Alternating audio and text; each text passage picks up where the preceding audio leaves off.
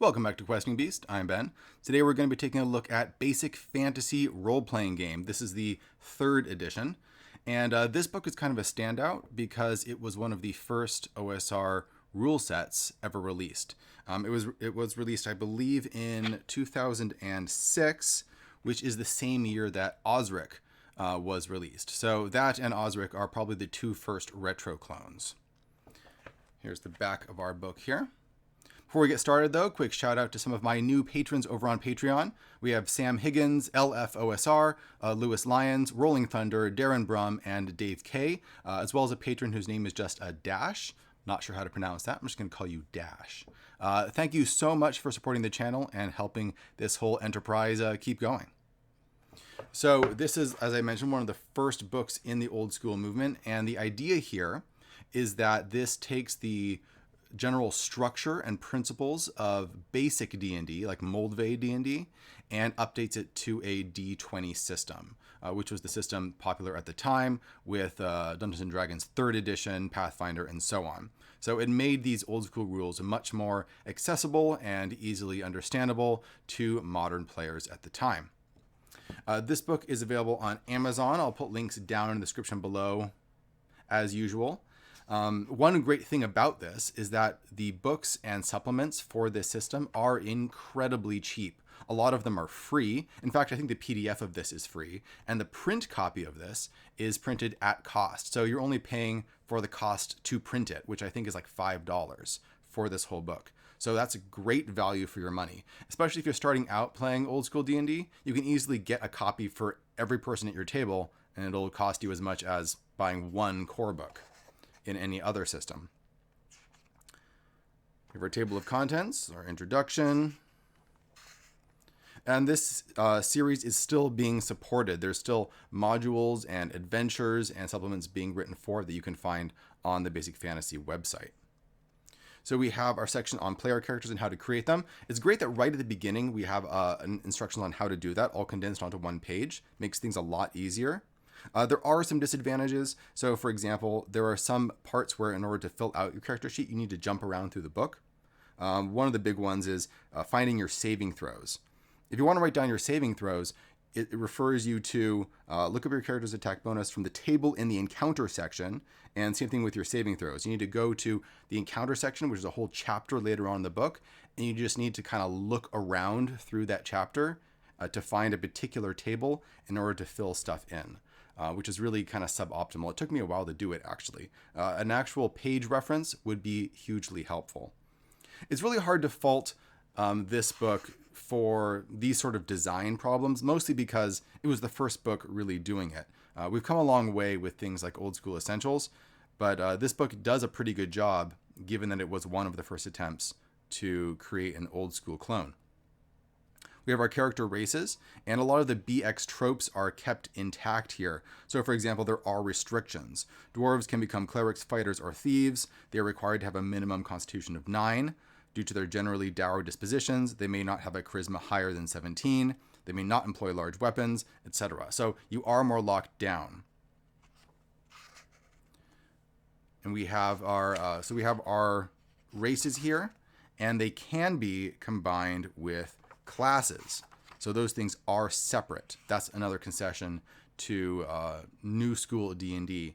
In these basic D&D books from the 80s and so on, things like being a halfling would be its own class. But here they are split apart from each other.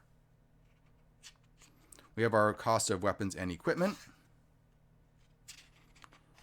Vehicles. We have our section on spells comes right here, which is interesting that the whole spell section is put before combat and before a lot of the rules of the game. So spells, cleric spells go all the way up to 6th level, and you can see there is exactly 8 spells for each of those levels. And same with magic user spells, they go up to 6th, but there is 12 for each of them, except for this one and this one, where there is 10 each. So wizards naturally get a much wider variety of spells. And then we get all of our spells in alphabetical order right here. And this goes on all the way until page 35. So we get about from 17 to page 35, in terms of spells. So a good number of spells. They're written in a pretty condensed format, very easy to read. No real complaints there. And a section on the adventure. So we have dungeon adventures, including a lot of instructions on the more procedural format for running dungeons that we see in older editions.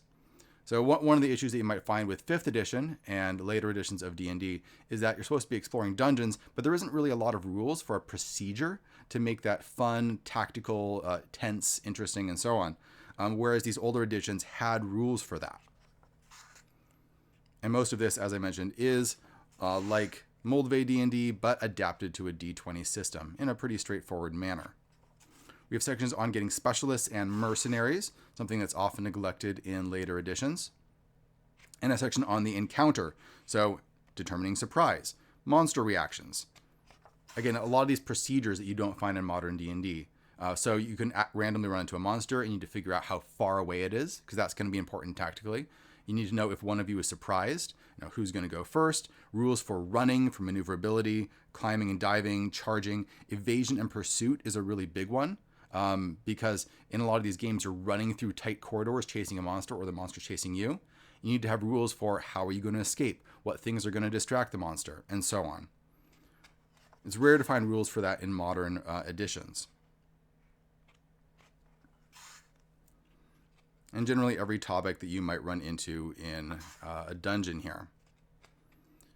Running energy drain, healing and rest, how to do saving throws. So here's our saving throw table. So when you're making your character, you have to jump to this page in order to fill in your character sheet. And how to run monsters. And we have our monster section, which is quite substantive. I really like this. In fact, this book can be a great resource just to get stats for a lot of monsters for dirt cheap. If you want to pick up the PDF, which, as I mentioned before, is free.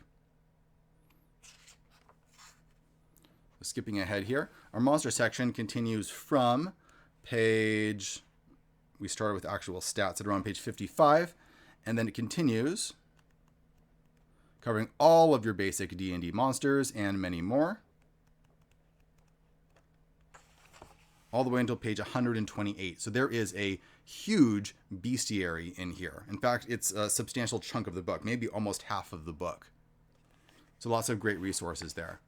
We have a section on treasure, of course, because treasure is an essential part of dungeon diving in these old school games. How to roll up layer treasures for different types of layers. These refer back to different kinds of monsters. Magic item generation. Explanation of specialized magic items. Rings, wands, staves, and rods, miscellaneous magic items, all the way from boots of speed to drums of panic. And a section on game master information.